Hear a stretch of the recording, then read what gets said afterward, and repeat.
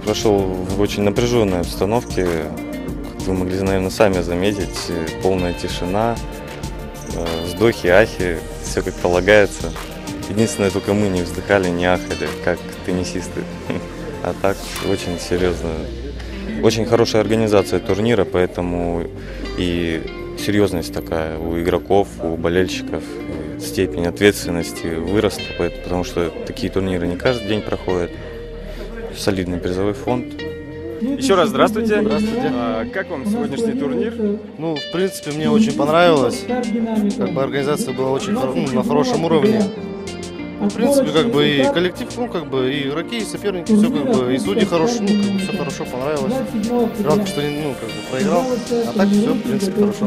Ну, и я думаю, что этот турнир, который инициирован Федерацией бильярдного спорта города Якутска, является одним из таких знаковых турниров, потому что при поддержке администрации города лично Айсен Сергеевича проведен данный турнир.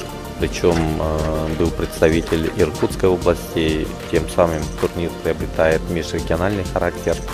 Ну, во-первых, этот турнир действительно был проведен по инициативе общественности бильярда с тем, чтобы заметный след оставить в честь 380-летия города Якутска. Потому что среди любителей бильярда не только участников, спортсменов, но и инициаторов, очень много бильярдистов, которые играли и сейчас продолжают играть, и играют очень хорошо.